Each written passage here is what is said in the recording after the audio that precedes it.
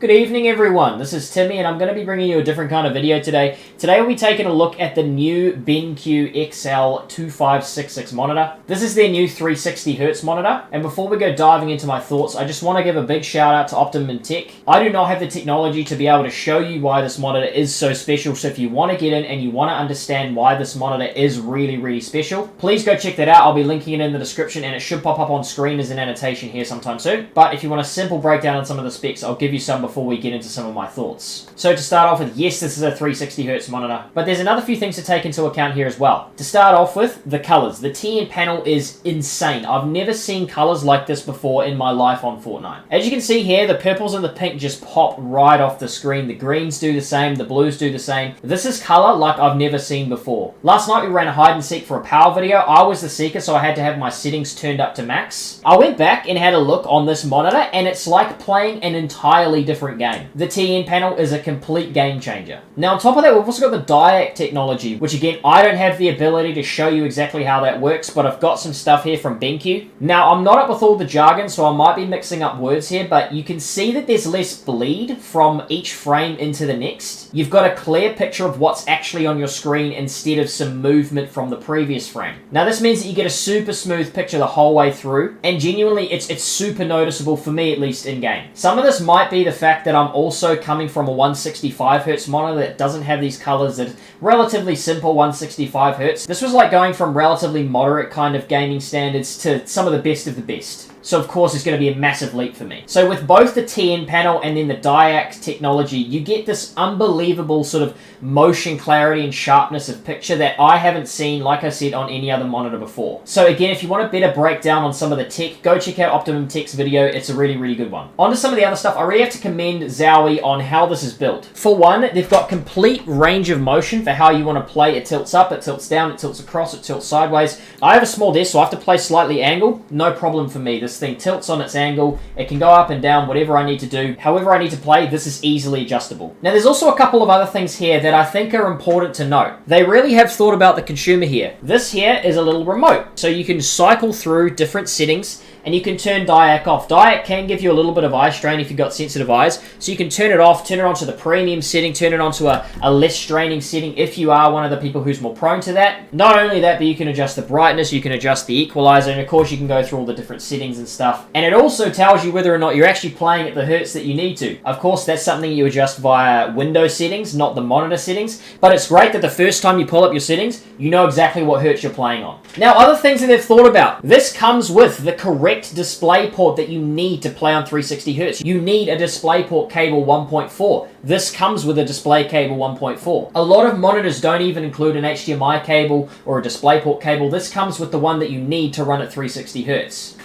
It also comes with a travel bag. So if you're moving houses, or say you're going to a LAN where it's bring your own computer, bring your own setup, they've got you covered. So again, not only do we have awesome technological jumps, but we've got some really well thought out consumer product here as well. Now, the main question that I want to answer here today is this worth picking up from a coach's perspective? Luda just uploaded a video on his channel recently reviewing this exact same thing, but from a pro player's perspective. Now, of course, as a pro player, you want as many frames or as many hertz as possible. That's going to give you those millisecond advantages that you might need to win a whole bunch of money. However, from my point of view as a coach, what I want to know is it worth spending $1,000 on a monitor when you could be spending $1,000 elsewhere? Especially when you've got good 240 hertz options or 144 hertz options as well. Now, of course, coming from a Fortnite perspective, it is really hard to hold 360 hertz consistently through in-game. Of course, in-game is actually where the biggest plays, the most important moments are had. But I got to give them a go, so I'm going to hop in game and see what it looks like. It's actually crazy how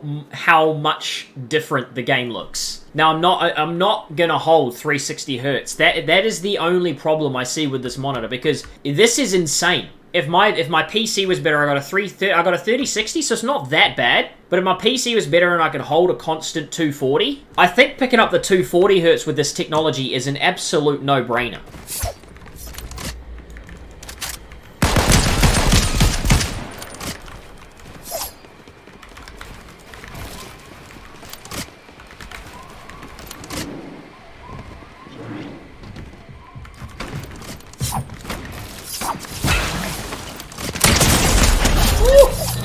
Jesus, he maxed me, bro. Oh, I've whiffed! Fuck! Alright, so after that first arena game, I think I'm pretty confident in saying that there won't be much difference for me between this and a 240Hz, but the 240Hz option is going to be insane. So I can change the settings here, we'll make this 240Hz, and we'll see if I can see any sort of difference. I need a drop map, that was terrible.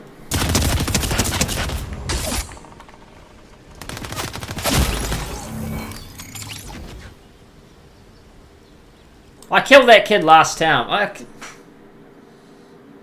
Fuck off, Goon Joel. You suck. Getting fragged in Open League Division 3. Back into a 5-minute OCEQ.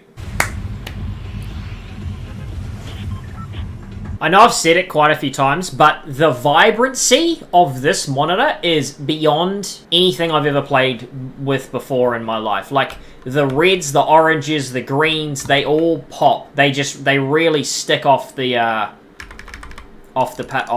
screen. That's some insane tracking from Timmy. Let's go.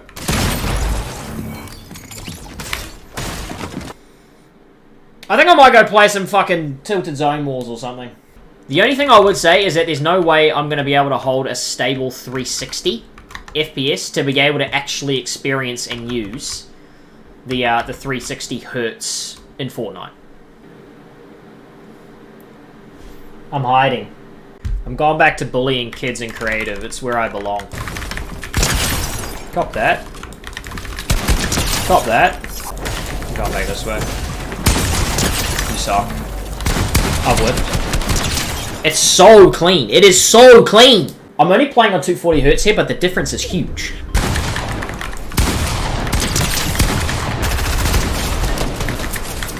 Ah!